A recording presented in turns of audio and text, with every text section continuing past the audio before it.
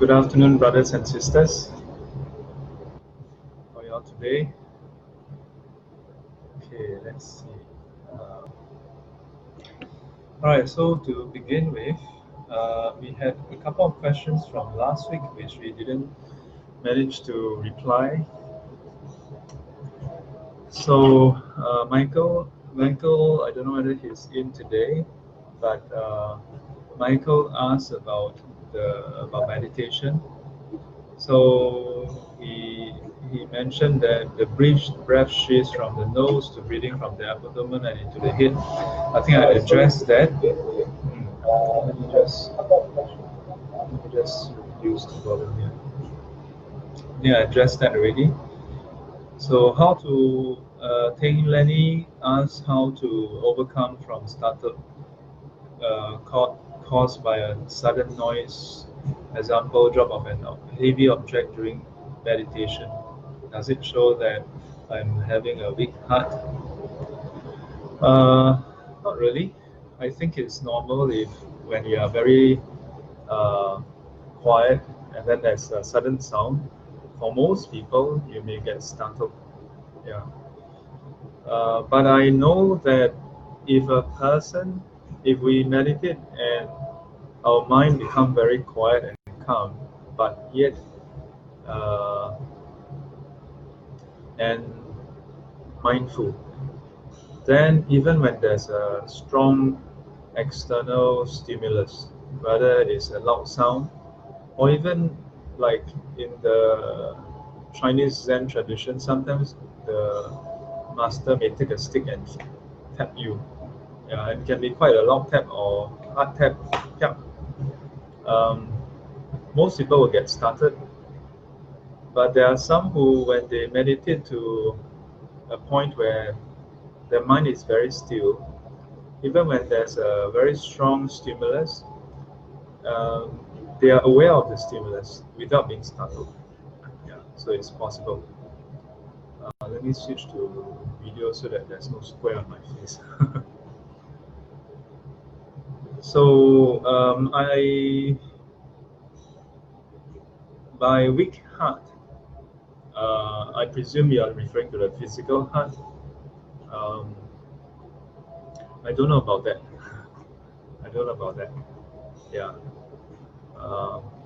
I think if we are very absorbed in something, and we cannot be startled. Yeah. Some say that it is because of our attachment to the body.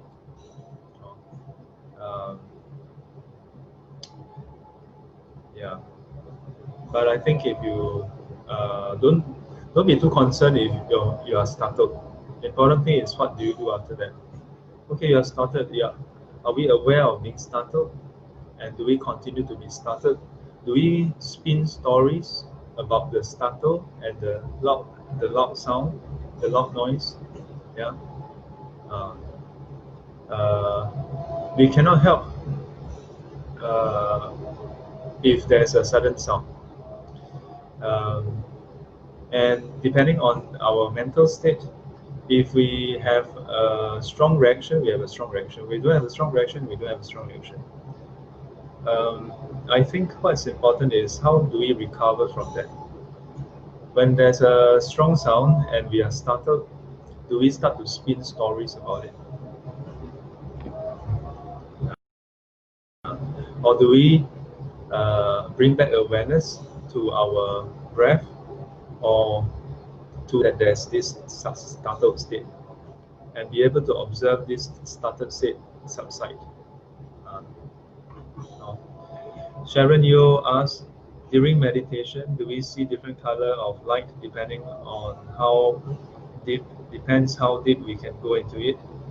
Do we need to focus on certain object things before we start to meditate? The seeing of colors of light is not a certainty. Yeah, it's not a certainty. But many meditators have experienced seeing white light. Yeah, and it's not external light actually. Sometimes when you sit, you may experience a sudden increase in the light, but actually the external environment is fairly constant. Like you are meditating indoors with lamp, and suddenly you feel like the whole place become brighter. Yeah. So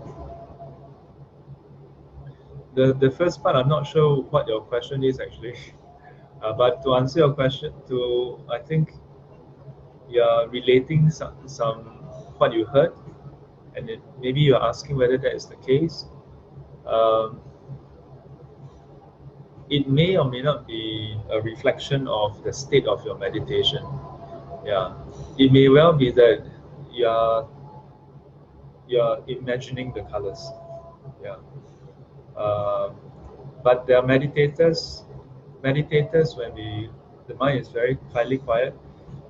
It's not uncommon for people to see white light, to experience like light in their mind. Yeah. Do we need to focus on certain object things before we start to meditate? If you are asking, do we need to focus on certain object in order to see white light or to see different color of light? Let me just get one thing out of the way. When we meditate, it is not to see light. Okay, the purpose of Buddhist meditation is not to see light. If you look at the Pali Canon, except for the practice of the kasina, yeah, the practice of the kasina, the different colored discs, then that is different. But if you're meditating on breath, you should be observing your breath. Yeah, you shouldn't be observing your breath aiming to see light or see this color, that color. Even to see color lights, very simple. Just look at your screen. Your screen has a lot of color lights. When you look around, you look at the sky, blue color. When you see a blue color sky, you are seeing blue color light. Yeah, that's what it is. Nothing magical. Yeah, don't meditate to see light. You want to see light, just turn on your computer. It's very easy. You don't have to, go on big round just to see light. Yeah.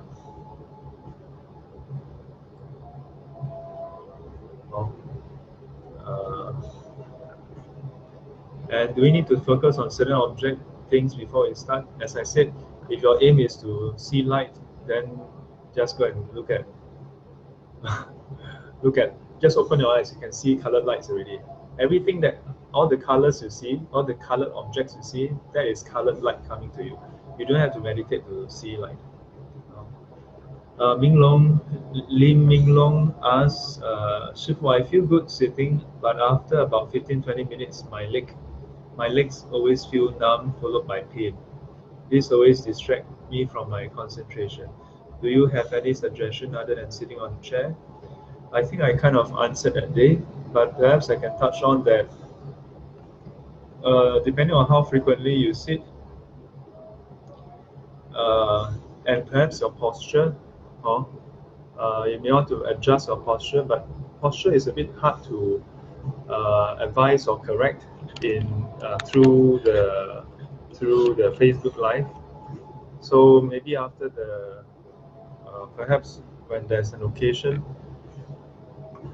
you can attend the classes in person. Then you can consult and make adjustments if it is related to your sitting posture. But feeling numb followed by pain, most people feel numbness and pain because they tense up. Yeah, if you just accept the numbness and don't tense up, the numbness will come and go. But after a while, your legs will be okay. Richard Ong says, "Hi Shifu, when a good Buddhist pass away, should we not feel sad?" I think I addressed that also. Shifu, I'm in a 6-day vegetarian. I suppose Rossi is saying 6-day vegetarian diet. Can I still eat from normal food stall when I can't find any vegetarian food? I think I touched on that also. Basically, if you just order vegetables and eat the vegetables, to me that's good enough. Yeah. Because the Liu Zai Ri, I think you're talking about the Liu Zai Ri. In all Buddhist tradition, 斋戒, it comes with, when you say it 六斋日, right, it's not just the eating of vegetables, yeah, or saying you don't eat the pungent roots. It's where you practice the restraint of your senses, you observe the precepts, cultivation, purification of the body, speech, and mind. Yeah. Focus more on the purification of your body, speech, and mind. Yeah. Don't worry so much about whether you can find the perfect vegetarian food or not. Yeah. I haven't heard of any sutras where Buddha attained Buddhahood by eating perfect vegetarian diet. They attain Buddhahood by practicing the 6 perfections. 不是世界人如精进禅定般若. Yeah, 六度万恨. They do all the practices, not purely just, oh, I observe vegetarian diet, then I attain enlightenment, I attain Buddhahood, I attain Arahanthood. No. So don't worry too much about that. Focus on purifying your body, speech, and mind.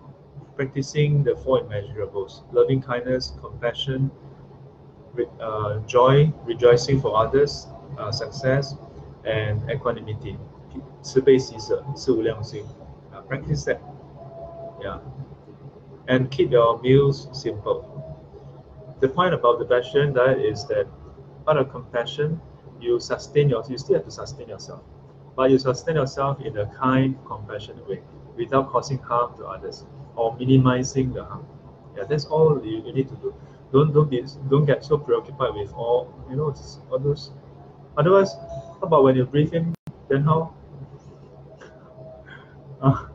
You breathe in the air, then are you going to go and speculate on whether there's any living organism that you breathe in? Then you have to forever wear a mask. Then how about the mask? Are you going to go and inspect? No end to that. Yeah, the thing about garlic and onion and all those things.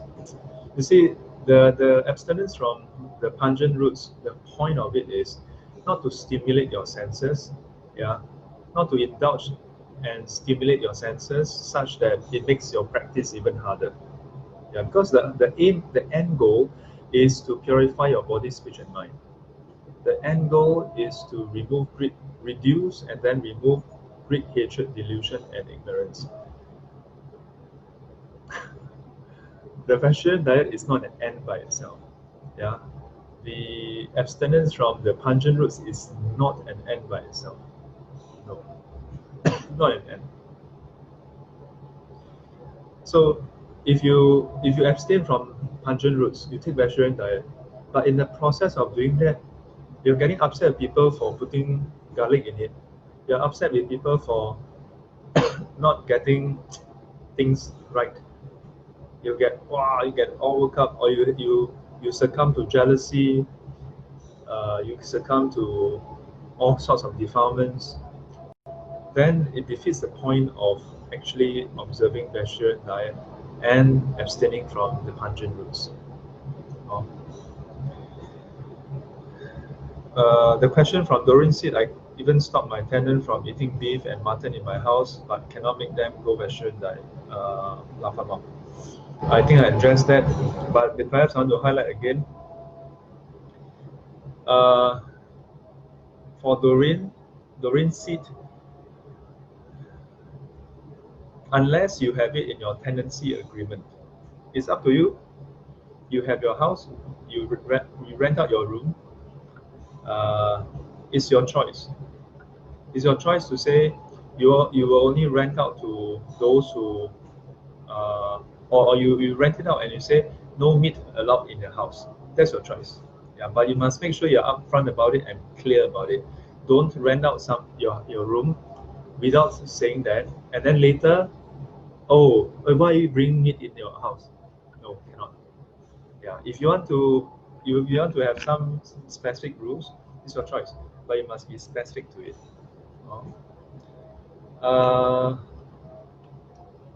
I just want to do a video audio test. Is the video choppy or is the audio clear? Okay, as long as the audio is clear, I think it should be good enough. Yeah, I think. let's make do with it. So let me just get started with today's topic first.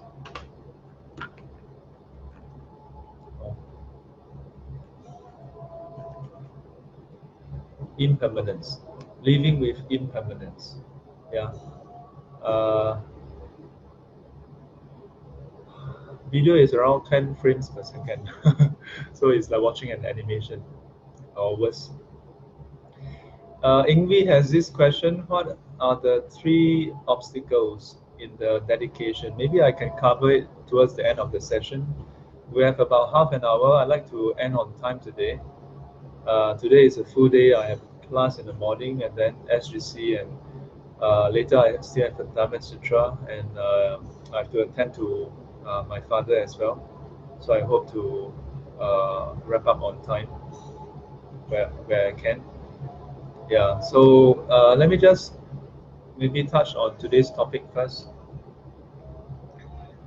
Today's topic is living with impermanence.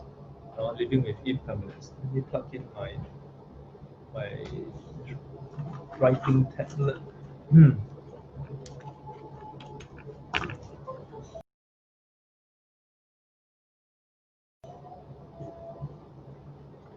So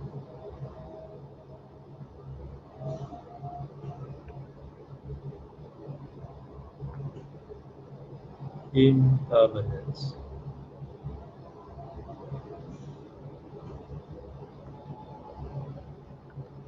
Yeah, living with impermanence.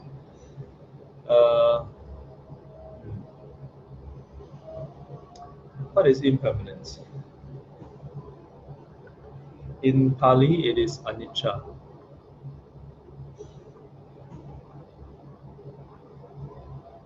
In the Chinese translation, we translated it as Wu Chang. Wu Chang. So the word anicca usually translated as impermanence, and by any standard, I think it's what it is. Yeah.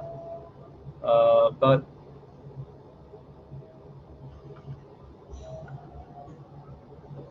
in the teaching is rarely just taught by itself. It's usually in a sequence. So we have the sequence where the Buddha would relate. Consider this: is form permanent or impermanent? Yeah, it's usually brought up as a question. Yeah, is it permanent or impermanent? So the Buddha is asking a question: whether physical things is permanent or impermanent. Then his disciples, the monks, the nuns, the lay disciples, they would reply saying that it's impermanent. So then the Buddha will ask the question: is something that is impermanent, is form that is impermanent, subject to change? That means physical form, if you consider physical form to be impermanent, then is it subject to change? That means will it change in due time, even if it is currently having an appearance of permanency? Will it ultimately change? Will it ultimately cease to exist? Will it not? Of course, it seems to be like, of course, something that is impermanent is subject to change. But the trouble is, even things that is impermanent don't look impermanent. Like, for example, the very screen that you're looking at, the physical screen itself, other than the dust or the scratches and the thumb, our body oil, our thumbprints. Other than that, it looks pretty the same, isn't it? From last night when you use it, whether it's your handphone or the computer, the screen looks pretty permanent. Yeah. Now, before we jump in to look at the microscopic changes, because in physics, we say that even when things are physically stationary, it is actually not stationary. It is impermanent. It is vibrating. Yeah, everything is vibrating. In physics, it says everything is vibrating. It's just that we don't see the vibration. Yeah. So on one level, we can look at the subtle microscopic movement. Yeah. In some Buddhist school, we say the momentary rising and ceasing of all phenomena. Yeah.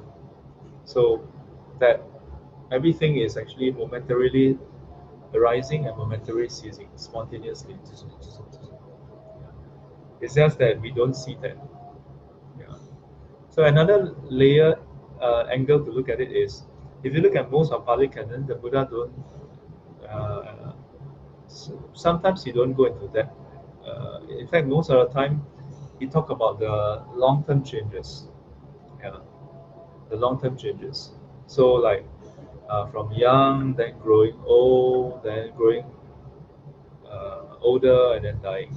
Yeah, so that's the 分段生死, the uh, the impermanence that spans a lifetime. Yeah. So even moment to moment, we may not see changes in ourselves, we may not see changes in others, in things, but over time, sure enough, they will change beyond recognition. So that's another angle. So, but in the sutta, then it doesn't stop there. Then it says, is form that is impermanent, subject to change, subject to suffering. Yeah, that it can bring about suffering. It can, that we will suffer over it. Yeah. And the monks again will reply, yes, it's subject to suffering. And most importantly, the conclusion is something that is impermanent, subject to change, subject to suffering, fit to be considered self, worthy to be considered self, to be considered mine, me, or myself. Yeah. In other words, something that is of this nature, always changing, yeah, and can bring suffering, yeah, or ultimately will bring suffering in a way, yeah. Would you consider it to be you, to be who you are, to be yours? Yeah. So at that point, then it brings the full swing of the implication of impermanence, of anicca. Yeah. I like what one of the Thai masters, I think it was either Ajahn Chah or Ajahn Mai, he said that the thing about anicca is that it is uncertain as well. Yeah. And initially when I read that, I was like, interesting. Yeah. But I didn't grasp totally why uncertain. Then over the years, I learned, you know, the different schools. And in the teaching on emptiness, it talk about how all conditioned phenomena is impermanent, is dependent on conditions. Yeah.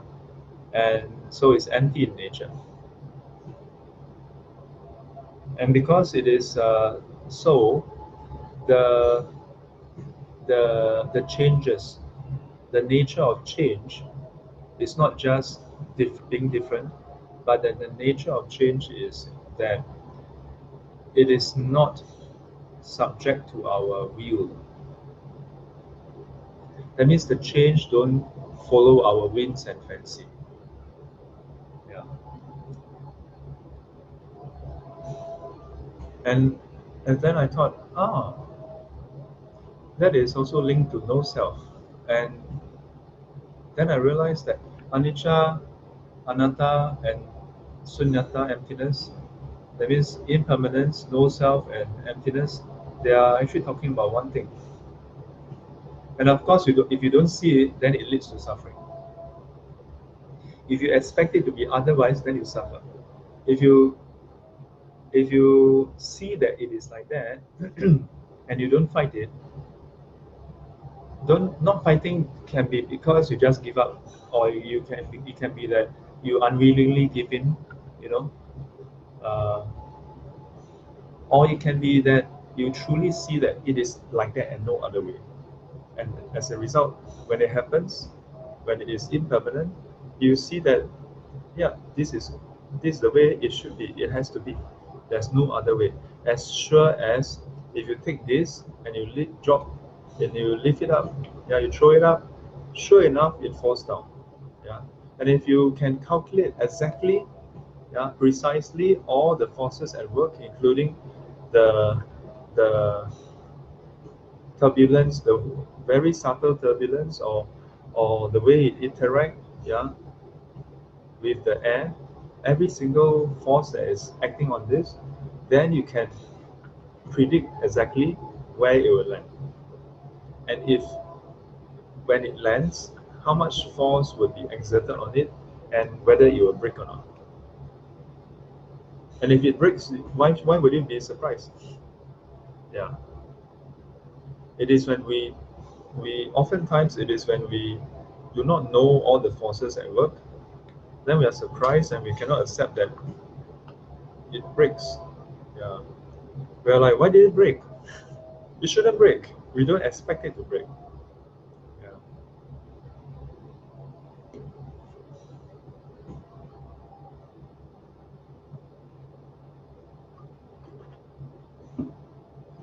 This topic is very interesting because on one hand,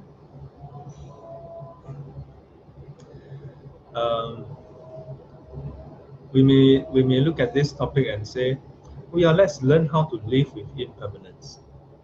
But as I reflected on this topic, I thought about how we actually have no choice. Yeah. Like imagine if we personify impermanence into a person, okay? And this is person I. And there's another person A. Okay? Or maybe there's two person M, me, and person I, impermanence. So if let's say you don't, if you can get along with person I, then okay lah, you can get along. If you cannot, then you go and find somebody else. You go and find person P. Person P is permanence.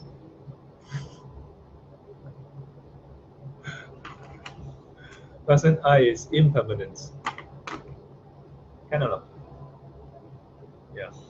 If we personify it, maybe it's easier for us to imagine. So this question itself, and sometimes in talks or in books, or maybe in our life, we think about this, right? Well, there's impermanence. Yeah, there's sickness. There's this, there's that. Well, how do we live with it? As though, like imagine if it is a person, then we ask ourselves, how do we live with this person? So one angle is, well, see whether you can live with this person, and if you cannot, then look for somebody else to live with. Yeah, so in this case, if you cannot live with impermanence, then how? Cannot live with impermanence, go and look for permanence to live with. But is there a permanence for you to live with? Perhaps that's why if you look at many schools of thought, or religion for that matter, then you see that in many religion, it talk about some permanent state, yeah, some eternal state. Perhaps religion, perhaps this is my own speculation, my own reflection. Perhaps is a reflection of our inability to accept impermanence. Yeah, the nature of this world. The Buddha's answer was not that. The Buddha's answer was, don't try to seek permanence. Try to see that this is the way it is. That this is, like it or not, this is your roommate. If you want to live in this world that is impermanent, this is his house. You have no choice. You want to live in samsara, samsara belongs to impermanence. Yeah. You want to live in this house called samsara, You have no choice. You must live with impermanence. No choice. So living with impermanence can be seen in this other way. Because you think about it, you accept impermanence, it's still impermanent. You don't accept impermanence, it is still impermanence. Recently, I've been telling people about acceptance and non-acceptance. Living with impermanence is about accepting impermanence, isn't it? So the question is, what does not accepting impermanence do for you? So I ask students, if not accepting impermanence can make things permanent, by all means. By all means. Yeah. If being angry about things can solve the problem, why not? Right? Honestly. Yeah, but in life, being angry about things don't necessarily solve problems. In fact, it usually create one more problem. Now you have the original problem and now you have anger. Impermanence is described as the universal characteristics. It's described as part of how things are, how conditioned phenomena is. Yeah, that it is impermanent, subject to change. It's not a question of whether you can live with it. It's a question of when are you going to choose to see it. Because reality don't care about what we think. Yeah, reality don't care about what we think. And that's why a good part of the Buddhist tradition is about observation. And observing, when we say observing how things are, to observe and observe and observe that this is the way it is, impermanent, no self, empty of nature. And to observe how the more we don't accept it, the more we don't see it, the more we suffer. That in fact, the impermanence itself has the element of suffering. And it is because the impermanence is the uncertain change. It's not certain change. You know, sometimes we think that impermanence is about change. Impermanence is not just about change, but about uncertain change. What do we mean by that? It is that the change is not just about our whims and fancy. Change due to conditions. Change due to our whims and fancy? No, it's not. Not that. Yeah. This not according to our whims and fancy, and that's why it's suffering. But this suffering, in a way, is very deep, but very subtle as well. Yeah, it's not the kind of wow, big impactful thing. It is that every change is not according to your wish. That itself creates a sense of unease. Yeah, that it's not within our control. But that itself actually brings about suffering because we seek control. We just naturally seek control. We want control. We want things to go our way. And it's almost by definition, right? If you want things to go away and it doesn't go away, of course you suffer. How much you suffer depends on how much you want it to be. Yeah. So in a way, this topic can be very straightforward, very simple. Yeah, because as you start to see that changes is due to conditions, then you start to see that all we can do is influence whatever conditions we can influence. Yeah. We have conditional control. It's not that we are totally absolved of involvement as well. Yeah, the outcome is dependent partially on us. Yeah. So it's not that we are totally uninvolved. It's not that we have absolute control. We have partial conditional control. Yeah. Just like this hand of mine or yours. I can raise my hand conditionally. When there's a condition of all the parts working together with the brain, with the mind, and I decide to raise my hand, it comes up. But when there are no more conditions, I cannot. And what conditions? Very simple. Just tie a rubber band around your hand. This is a very strange thing I did when I was a kid. Small kids do all kinds of funny things. When I was a kid, I would tie a rubber band around my hand. You know a rubber band, red color one, right? You tie a few rounds, you go around it, twist, and I'll get my sister to play this stupid game with me. And I was so fascinated. Because as you tie, it constricts the blood flow, right? And after a while, like you can look at your hand and you try to move it, it doesn't move. And it's so fascinating to me. It's like, wow, this is crazy. I can't move my hand.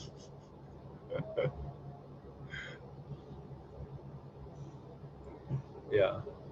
I don't know whether this is due to some past imprints of this reflection. Yeah, but this was a game I did it more for fun when I was a kid. Yeah, I remember getting my sister to play with me in this way. Yeah. But of course, we don't let it stay for hours. You just tie for a few minutes, then and because this video is on Facebook, please if you're a kid and watching this, make sure don't try this experiment, okay? And if you try, please try it with your parents around, okay? Yeah. I almost forgot. So think about it. If even your hand is not within your control, not within your absolute control, yeah. What more of this world? This body? How about our mind? How about our emotions? Our emotions change, right? Do we have absolute control over it? If we have, let's try this, okay? I will read out an emotion and you'll try to activate that emotion instantly. Okay? I count to 3, and whatever emotion I say, you immediately try to manifest that emotion. Can? Are you all ready? Let's see how much control you have over your emotions. 1, 2, 3. Jealousy. Instantly. Not more than 3 seconds. Immediately feel jealousy. Can or not? How about this? 1, 2, 3. Joy. 1, 2, 3. Upset. 1, 2, 3. Boredom. 1, 2, 3. Happiness. Can or not? Think about it.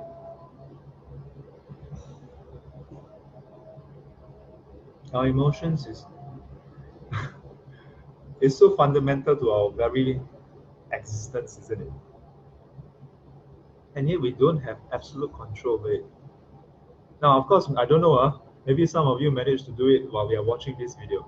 If you managed to, send me a message, especially if you watch it after that.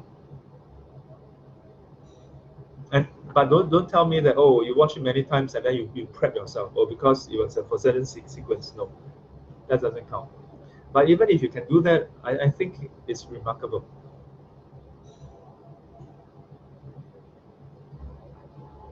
Because if human beings can do that at will, then Why would anyone choose to be sad? Why would anyone choose to have any negative emotions? Now, there are people who say, oh, we should embrace both the positive and negative emotions because that's part of nature.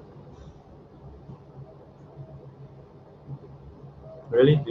If you have a choice, you want to choose to be angry. Without reasons, you want to choose to be angry. Without reasons, you want to choose to be jealous. You see, it always comes back to conditions. Reasons are conditions. So even emotions, yeah, is subject to conditions. That it changes from one emotion to another emotion, from one mood to another mood, due to what? Due to our not due to our whims and fancy, but due to conditions. Yeah, some of you trying hard to find the exception clause. So Jolene Liu says can have a poker face. Yeah, poker face is just the facial experience. No, I'd be happy to be proven wrong. Okay, let's not put a full stop there. So Jolene Liu says that she can have a poker face. Yeah, poker face is the facial expression is the expression of emotions. You can hide the expression, but emotions is inside. So yes, adults, as we grow up, we learn to put up a mask, right? That when we are upset, we still look happy. Yeah. Like your boss asks you to do OT on Friday night, and even though you're like, oh yeah, no problem, no problem. Then after you text your friend like, stupid boss. And then your boss turn around, hey, by the way, I need it tomorrow morning. Like, I'm right on it, man. So yeah, poker face, most adults can do it. Yeah. But here we're not talking about poker face. Not talking about the expression. We're talking about the emotional state. Yeah. So Wei Fen says, Shifu, maybe the Korean actors can cry on screen. Yeah. I'm sure they can. And I think I will go further to say that I think actors many times they try to master that. Yeah. And a lot of the acting is about emotions, isn't it? Yeah. But we must know that even that requires condition. And the condition is the script. Yeah, it's the script. And even for them, like those who are method actors, who are like in the character all the time and so on,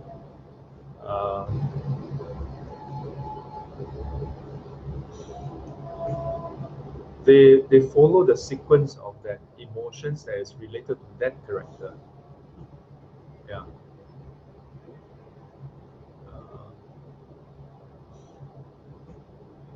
From what I learned from this friend of mine who is into acting, they use different techniques to trigger those emotions.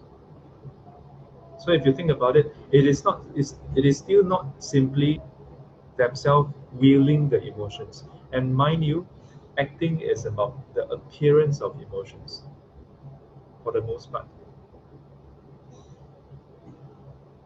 Method actors, if I mix up the categories sometimes. From what I know, sometimes the method actors they really experience the full flow of the emotions.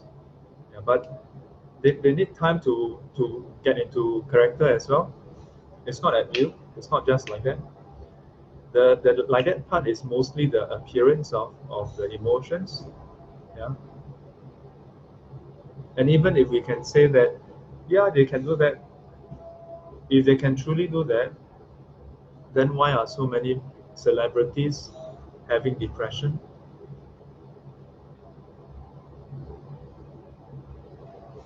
If we ask any of the Korean actors, or for that matter, any actors in this world, Do they not feel emotions that they choose not to? Do they not feel excited when they win a prize? Can they choose to not feel excited when they win the Grammy Awards, the Oscar? Yeah, are they able to do that? Do they not yearn for it? And if they don't get it, do they not feel disappointed? From what I hear, a lot of celebrities, a lot of actors, they go into depression because the high they get from their performance and the that attention from hundreds and thousands and millions of fans is not something that most people experience. And so the drop, you know, that or the fear of the drop is not something that most people experience as well. And while they are actors and stars, they are still human beings, and they cannot deal with that. Yeah. And so they still experience upheaval. A lot of the Hollywood stars, they are bipolar, they have uh, psychological issues. Yeah. The Korean singer, what? Psy or what? The Gangnam Style guy, what's his name? The guy, there was a documentary about him. Like so far, there was the Gangnam Style, his first single and a hit, and then after that there was one more, and that's it. And the documentary was talking about how he went into depression after the first hit because it was just too much. He couldn't bear with the stress. Yeah. But I don't know. Yeah. I haven't reached a state where I can read people's emotions, as in really see people's mind and encompass people's emotion. Yeah. So it's up to anybody to say that they can or cannot do it, but only they know. Yeah.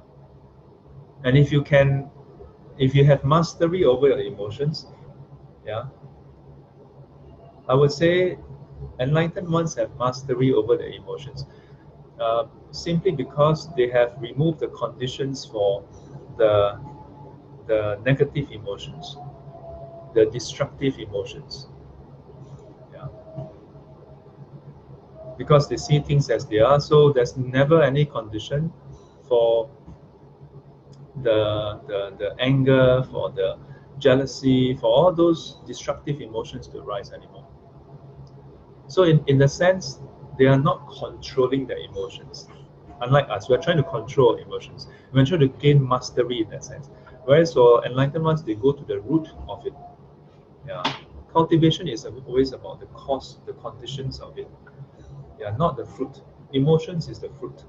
We don't want to change the conditions, we want to change only the fruit. That's our problem. Similarly for impermanence. Impermanence is the result. It is the way things are, it is because everything is always changing. Yeah. This the way it is. We don't want to accept that. We suffer because of our unacceptance. Yeah. But we don't want to change our non-acceptance, we want to change the impermanence. So what do?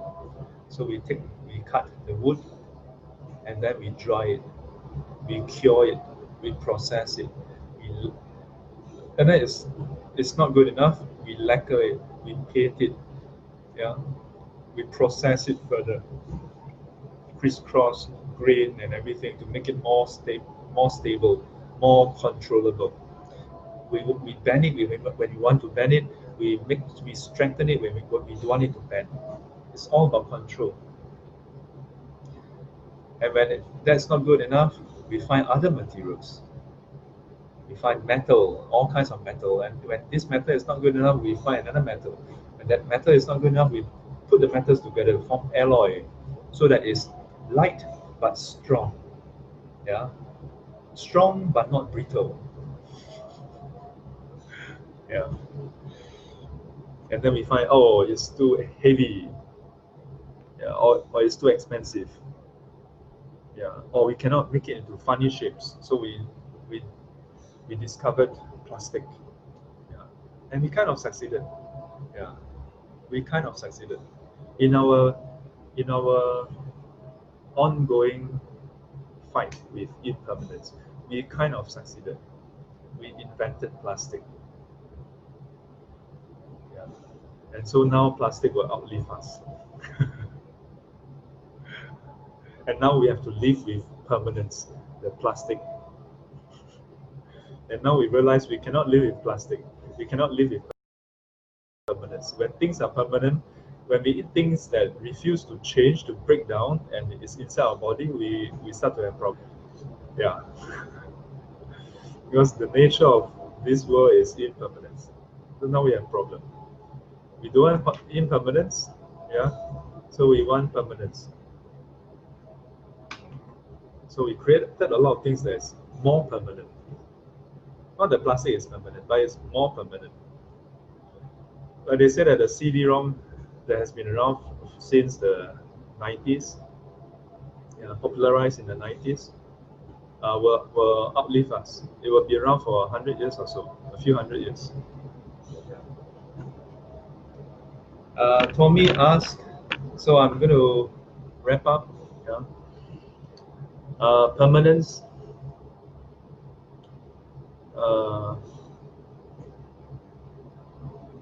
Permanence or impermanence. The more we see clearly how things are, the more we learn to see that this is how it is, and we will be able to live with the way it is and not try so hard to change it. Yeah, not try so hard to change it. Then we'll be at peace. Yeah. That in our day-to-day life, the changes goes beyond our whims and fancy. And in this way, then slowly, our perception of ourselves, others, and our environment becomes closer and closer to reality. The gap between our perception and our expectation with reality, that gap is where suffering arises. If we can narrow this gap, the Buddha's teaching is about revealing that there's a gap. And then the practice is about narrowing this gap. And the more we narrow this gap, the less we suffer, the less we are surprised with outcomes, the less we are surprised when things change, the less we are surprised when we grow old, the less we are surprised when we fall sick, the less we are surprised when we and our family pass away. And ultimately, as we approach reality, then one day when this gap becomes, the gap G tends to 0, then we become awakened. No more suffering. There's still impermanence. It doesn't mean that when you attain enlightenment then become permanent. No. It's that when your perception and expectation tends towards reality, no more gap, you truly live with impermanence. Impermanence is still there. It is not that when the Buddha is around, it was permanent. It is impermanent, but he's not affected by it. He don't suffer of it. Okay? Yes, Kok Hua, the only constant is change. Yes, this is an engineering and I think philosophy statement. Nothing is permanent except change. Yeah, nothing is constant except change. So is it the change permanent? Yeah, so that's a philosophical question. Because it's not a thing by itself.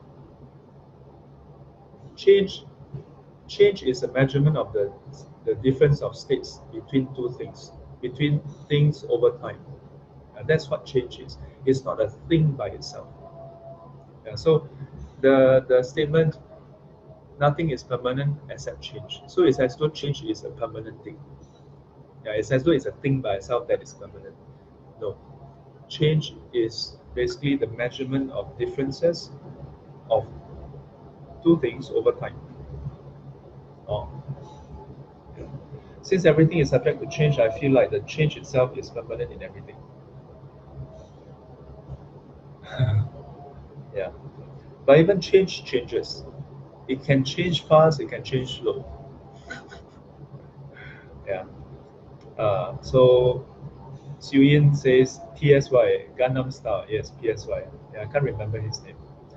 Tommy had a question. Any difference between Wu Chang and Wu Wei? I will help you by saying that in Buddhism, there's also a Wu Wei also. Yeah. But the Wu Wei in Taoism, from what I know, there's some similarities in Taoism and Buddhism, but there's also some differences. Yeah.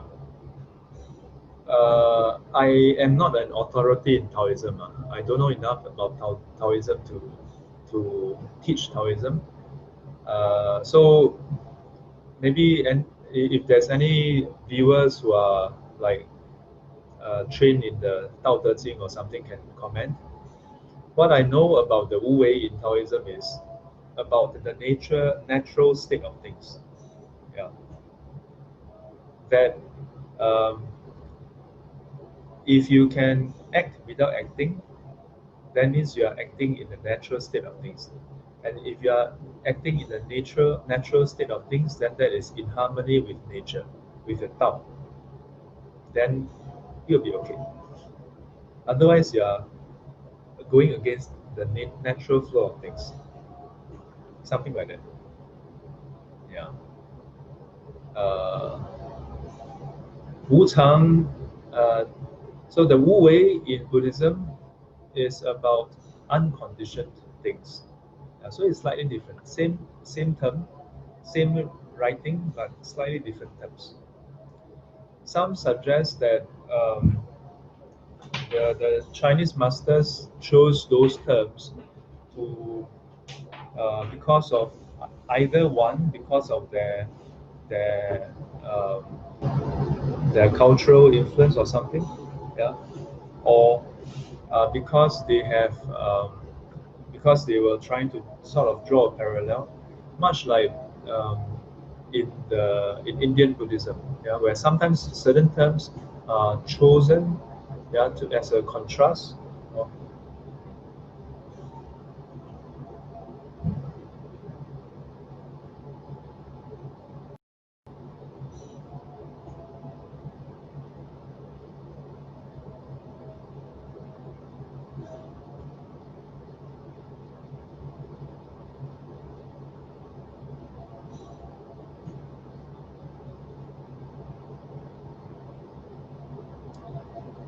Yeah, so the fact about change is eternal, hence permanent.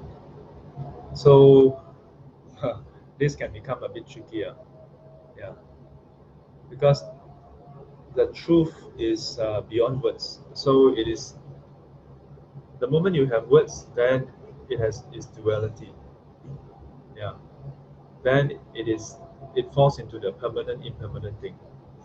So in the ultimate sense, truth is the way it is, not permanent, not impermanent, not eternal, not changing.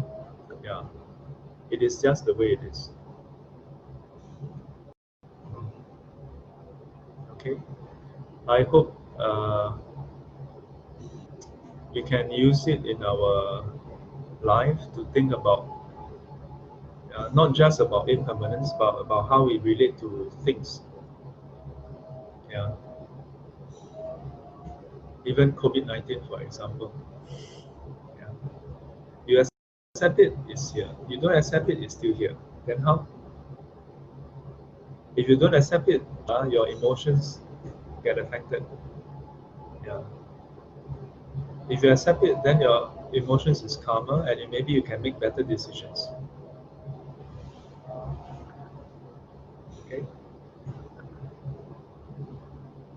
So I think we can wrap up here.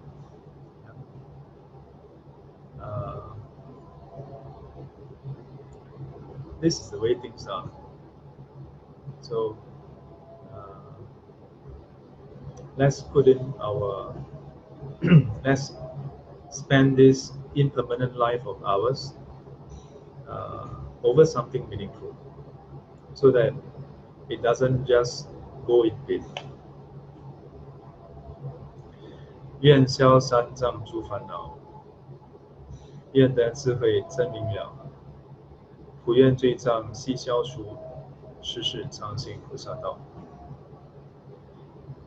I'd like to extend dedication to my father. May he have the conditions to be reborn in Pure Land in a happier realm. May he be well and happy. Sadhu, sadhu, sadhu. I'd like to also extend dedication to one of the students. His name is Devi. Let me see. Let me pull out his name. Devi Lim. Yeah.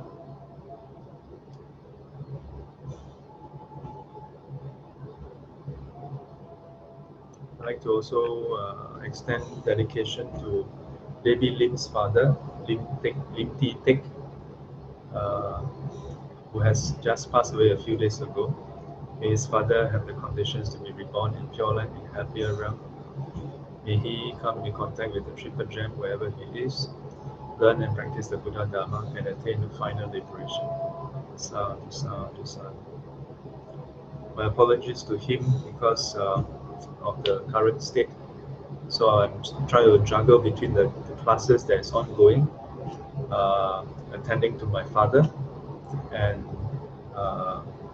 so I had a hard time slotting in a time to do a prayer service for his father.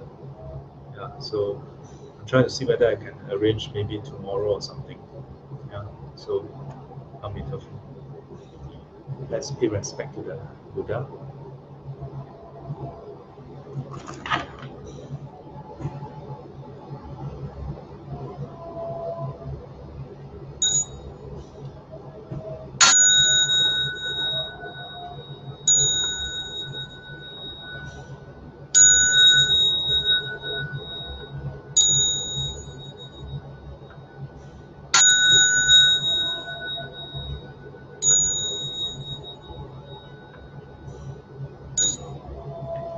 Till we meet again, may be guided and protected by the Buddha, Dharma, and the Sangha.